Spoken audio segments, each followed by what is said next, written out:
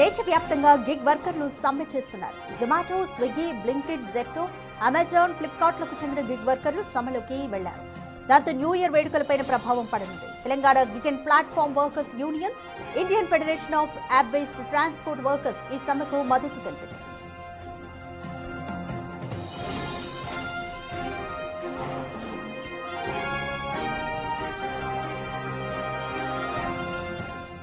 దేశవ్యాప్తంగా గిగ్ వర్కర్లు సమ్మె చేస్తున్నారు. జొమాటో, స్విగ్గీ, బ్లింకిట్, జెప్టో, అమెజాన్, ఫ్లిప్కార్ట్లకు చెందిన గిగ్ వర్కర్లు సమ్మెలోకి వెళ్లారు. దాంతో న్యూ ఇయర్ వేడుకలపైన దీని ప్రభావం పడే ఛాన్స్ కనిపిస్తోంది. Telangana gig and platform workers union, Indian federation of app based transport workers ఈ సమ్మెకు మద్దతు తెలిపింది.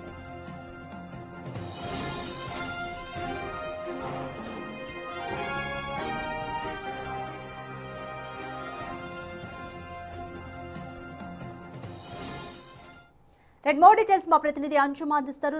అంజుమా, గిగ్ వర్కర్లు దేశవ్యాప్తంగా కూడా నిరసనలు తెలుపుతున్నారు. అంటే కేవలం 10 నిమిషాల్లో డెలివరీ చేయడం అనేది కష్టమన్న అంశంతోనే ఇంకేమైనా కారణాలు ఉన్నాయా? Complete details.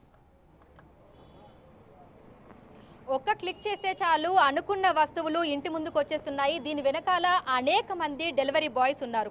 దేశవ్యాప్తంగా డెలివరీ బాయ్స్ అందరూ కూడా ఈరోజు నిరసనలు వ్యక్తం చేస్తున్నారు. వాళ్ళకి సరైన సమయానికి వేతనాలు రావటం లేదు, అదేవిధంగా ఇన్సెంటివ్స్ ఉండటం లేదు, భద్రత లేదు అనేటువంటి కారణాలతోటి వారందరూ కూడా నిరసనలు తెలుపుతున్నారు. తెలంగాణ రాష్ట్ర వ్యాప్తంగా చూసుకుంటే గిగ్ వర్కర్స్ 4,20,000 మంది ఉన్నారు. ఇక హైదరాబాద్ వ్యాప్తంగా చూసుకుంటే, హైదరాబాద్తో పాటు తెలంగాణ రాష్ట్ర వ్యాప్తంగా చూసుకుంటే డెలివరీ బాయ్స్ మనకి 2,80,000 మంది ఉన్నారు. ఈ రోజు వారందరూ కూడా నిరసన తెలుపుతున్నారు. మనతో పాటు కొంతమంది డెలివరీ బాయ్స్ ఉన్నారు. అసలు వాళ్ళకు ఉన్నటువంటి కష్టాలేంటి, వాళ్ళు ఏం కోరుకుంటున్నారు ఏంటి అనేది కూడా అడిగి తెలుసుకుందాము. నమస్తే అన్న, అసలు ఈ రోజు నిరసన చేయడానికి గల ప్రధాన కారణం ఏంటి? ముందుగా బీటీవీ ప్రేక్షకులకు మా ధన్యవాదాలండి. మా ప్రాబ్లం ఏంటంటే, ముఖ్యమైన సమస్య ఇక్కడ వచ్చేసి మాకు ఎర్నింగ్ విషయం ఒకటి మెయిన్ సమస్య. ఎర్నింగ్లో ఏం జరుగుతుందంటే, మాకు ఇదివరకులా మాకు ఇస్తలేరు, ఇదివరకులా రావట్లేదు. ఎర్నింగ్లో మొత్తం కోత విధిస్తున్నారు. సర్జన్ పెట్టేస్తున్నారు, ఆ సర్జరీ యాడ్ చేయటం లేదు. సెకండ్ ఆఫ్ ఆల్ ఏంటంటే, ఇక్కడ ఉన్న ఇష్యూ ఏంటంటే, వాళ్ళు రిఫరల్ బోనస్ కింద ఇచ్చేసి ఎంతోమందిని ఇక్కడ చూస్తున్నారు. ఇక్కడ ఎంతమంది ఉన్నారు రైడర్స్. మాకు కనీసం 1 అవర్కి 1 ఆర్డర్ పడతలేదు. మేము ప్రొద్దున నుంచి 18 అవర్స్ కష్టపడ్డా మాకు 1000 రూపీస్ కూడా రావట్లేదండి, మా పెట్రోల్ ఖర్చులతో తీసేస్తే. నెక్స్ట్ వచ్చేసి మా బైకు ఖర్చులు ఎన్నో ఉంటాయి. మేము రోడ్ మీద వెళ్తుంటాం, ఏదైనా యాక్సిడెంట్ జరుగుతుంది. మాకు హెల్త్ పరంగా ఎటువంటి సపోర్ట్ లేదు స్టోర్ నుండి.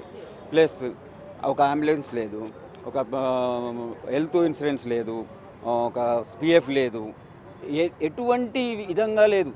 ఎందుకంటే మా కడుపు గాలి, మాకు ఏ పరిస్థితి బాగలేక మేము చేసుకుంటున్నాం.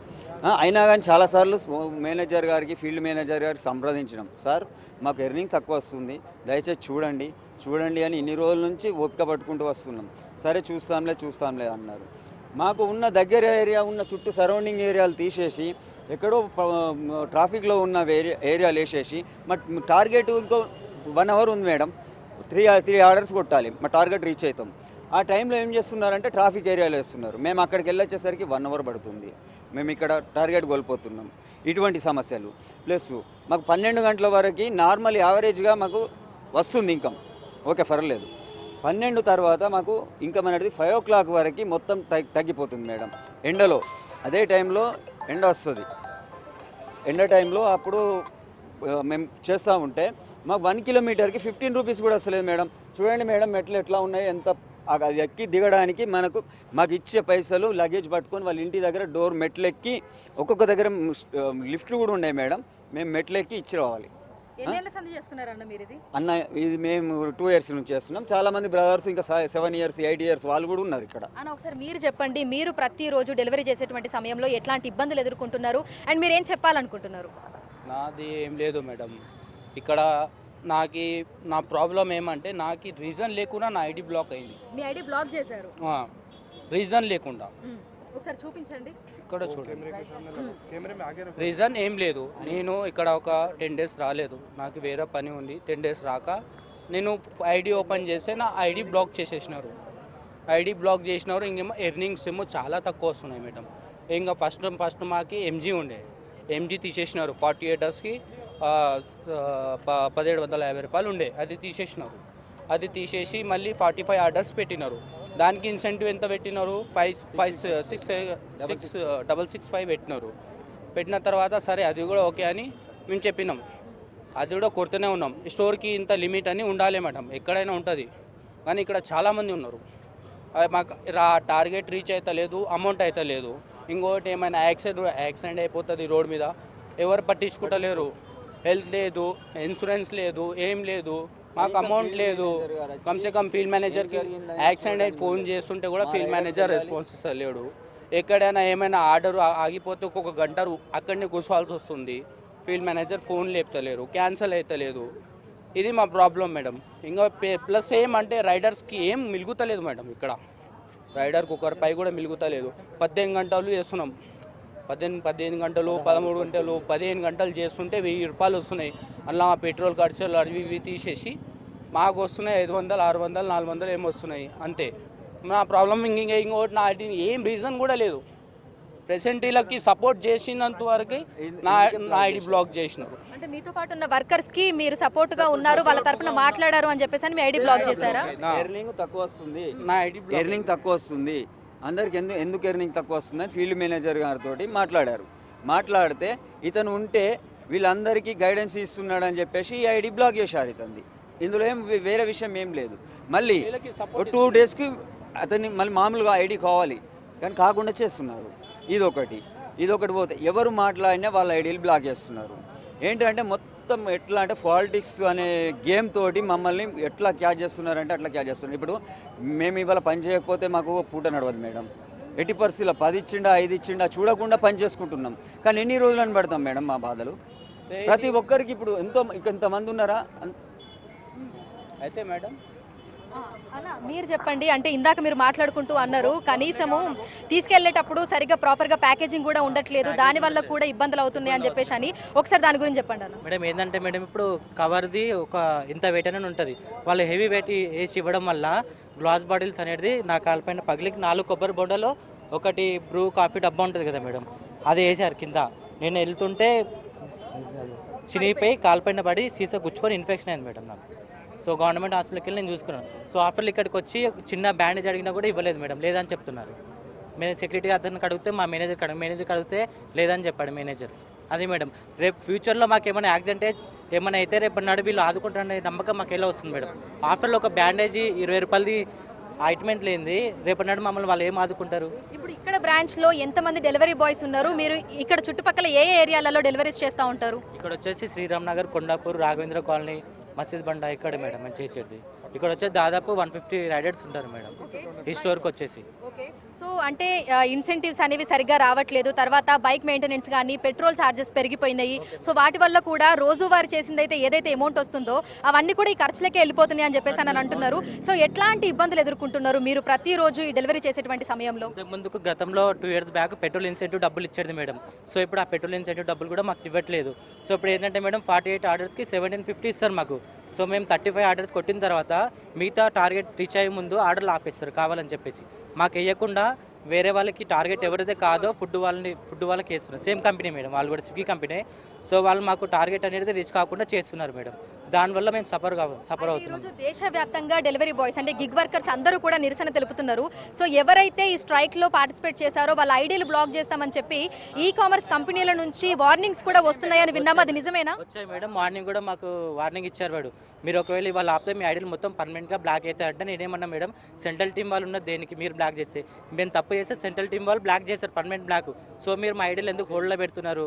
సో మేము ఆర్డర్ రీచ్ అయ్యే ముందలా మీరు ఎందుకు ఆపుతున్నారు? టార్గెట్ అనేది టార్గెట్ కోసం కదా మీరు ఎవరైనా కూడా టార్గెట్ దగ్గరకు వచ్చే ముందు ఏం చేస్తున్నారు అంటే మాకు ఆపేస్తున్నారు ఆర్డర్లు. 1.5 hour కూర్చుని కూడా ఆర్డర్ పడట్లేదు, వేరే వాళ్ళకి అందరికీ పడుతున్నాయి మేడం. అయితే ఇందాక ఒక అన్న మాట్లాడుకుంటూ పార్కింగ్ ఇష్యూ ఉంది అని కూడా చెప్పిండు, బైక్స్ పార్క్ చేసుకోవడానికి కూడా ప్లేస్ లేదు అని కూడా చెప్తా ఉన్నారు. మరి దానివల్ల ఎట్లాంటి ఇబ్బందులు అవుతున్నాయి? అదే చెప్పాను కదా మేడం, పోలీసు వాళ్ళు వస్తారు మేడం. దానివల్ల పోలీసు వాళ్ళు ట్రాఫిక్ పోలీసు వాళ్ళు వస్తున్నారు, ఫోటో కొట్టేస్తున్నారు మేడం. ఫోటో కొట్టేస్తున్నారు, అక్కడ నోట్ పార్కింగ్ అని 300, 400 అదొకటి వచ్చేస్తుంది. మాకు రైడర్స్ ఇంకా ఖాస్ కరికి రాంగ్ సైడ్ ఎక్కువ బాల్స్ వస్తుంది మేడం. రాంగ్ సైడ్లో మాకు ఛాలెంజ్ ఎంత వస్తుంది మేడం? 2000 వస్తుంది. 2000 ఛాలెంజ్ వస్తుంది. 2000 దాకా ఛాలెంజ్ వస్తుంది. ఆ ఛాలెంజ్ కూడా మేము కట్టుకోవాలా? లేకపోతే ఇది చూడాలా? ఏం చూడాలి మేము? అసలు మాకు ఇక్కడ ఏం సపోర్ట్ లేదు మేడం, ఇక్కడి నుంచి సపోర్ట్ ఏం లేదు, హెల్ప్ లైన్ లేదు. ఏమైనా రైడర్కి యాక్సిడెంట్ అయిపోయిందా, ఇక్కడి నుంచి రైడర్సే పోవాలి, మేమే వెళ్ళాలి, మేమే పోయి చూసుకోవాలి అంతా.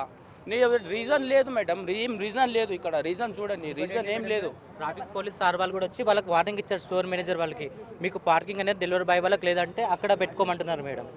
ఇక్కడ ఇక్కడ ఇక్కడ ఇది వచ్చేసి మా పార్కింగ్ ఇదంట మేడం. దీనికి ఎంట్రన్స్ అక్కడికి వెళ్ళాలి, అక్కడ బండి పార్క్ చేసి ఇలా తిరిగి మెట్లెక్కి ఒక ఆర్డర్ తీసుకెళ్ళి మళ్ళీ ఇవ్వాలంట మేడం. అది మేడం. ఇప్పుడు మేమన్నామంటే మేడం ఇక్కడ నుండి మాకు దారి చేయండి పెట్టుకుంటామంటే చేయట్లేదు మేడం. ఒక 1 month నుండి ఇదే డిస్కషన్ నడుస్తుంది. స్టోర్ మేనేజర్కి అడిగితే చేయించని చేయట్లేదు మేడం. ఇప్పుడు ఒక్కొక్క ఆర్డర్కి అక్కడ పార్క్ చేసి అలా తిరిగి ఎంతసేపు అని ఇస్తాం మేడం? మేము ఇబ్బంది అవుతుంది కదా. మేమేమన్నామంటే ఇక్కడికి వెళ్ళి మాకు దారి ఇవ్వండి. డిమాండ్స్ ఏంటన్నా? మాకేం లేదు మేడం, ఇంతకుముందు 40 ఆర్డర్ 750 వచ్చేది, అది పాత కావాలి 1750 వచ్చేది. దానికోసం మేము స్ట్రైక్ చేస్తున్నాం. అది లేదా ఎర్నింగ్ పెంచండి. మాకు మరీ దారుణంగా వస్తుందండి. 15 రూపీస్ మాకు మినిమమ్ 15 రూపీస్, అది కూడా రావట్లేదు మేడం. ఇప్పుడు సర్జు వచ్చేసి 7 రూపీస్ ఇస్తున్నారు. మేము 1 కిలోమీటర్ లోపల ఆర్డర్ పడితే 1 కిలోమీటర్ లోపల ఆర్డర్ పడితే అదే 15 రూపీస్ వస్తుంది. 7 రూపీస్ మాకు యాడ్ చేస్తలేరు. చెప్పండి. మా ప్రాబ్లం, మెయిన్ ప్రాబ్లం మేడం, మాకు ఎర్నింగ్స్ కావాలి, ఎర్నింగ్స్ ఎక్కువ కావాలి. ఇంకొకటి మా ఇన్సూరెన్స్ కావాలి, ఒక హెల్ప్ లైన్ కావాలి. ఓకే మ్యామ్, ఇంకేం పిఎఫ్ కూడా కావాలి. సో దేశవ్యాప్తంగా చూసుకున్నట్లయితే కూడా గిగ్ వర్కర్స్ ఈ రోజు నిరసన తెలుపుతున్నారు. వాళ్ళకి హెల్త్ ఇన్సూరెన్స్ లేదని, వాళ్ళని పట్టించుకునే వాళ్ళు లేరని, గతంలో ఇన్సెంటివ్స్ ఇచ్చేవాళ్ళు కానీ ఇప్పుడు అవి కూడా సరిగ్గా ఇవ్వట్లేదని చెప్తున్నారు. ఇక రోడ్ల మీదనే బైక్స్ పార్క్ చేసుకోవాల్సి వస్తుందని, దీనివల్ల చలాన్లు పడి ఆ రోజంతా సంపాదించినటువంటి ఆ కొద్ది గొప్ప ఆదాయం ఆ చలాన్ల మీదే పోతుందని, వీరికి తగిన న్యాయం చేయాలని కూడా కోరుకుంటూ దేశవ్యాప్తంగా ఈ రోజు గిగ్ వర్కర్స్ అదేవిధంగా డెలివరీ బాయ్స్ అందరూ కలిసి నిరసన అయితే తెలుపుతున్నారు. రైట్, థ్యాంక్ యూ అంజుమా. దేశవ్యాప్తంగా గిగ్ వర్కర్లు నిరసన వ్యక్తం చేస్తున్నారు. యాక్సిడెంట్లు అయినా కూడా వాళ్ళని పట్టించుకునే నాథుడు లేదంటూ, హెల్త్ ఇన్సూరెన్స్ లేదంటూ, అలాగే ఇన్సెంటివ్స్ కూడా గతంలో కంటే తగ్గిపోయాయి, అలాగే హెల్ప్ లైన్ కూడా కావాలి అంటూ కూడా, సపోర్టింగ్ మాకు కావాలి అంటూ కూడా వాళ్ళు దేశవ్యాప్తంగా నిరసన వ్యక్తం చేస్తున్నారు. ఫీల్డ్ ఆఫీసర్స్ మీద అలాగే సంస్థల మీద పలు కంప్లైంట్స్ మాకున్నాయి, వీటిని చర్చల ద్వారా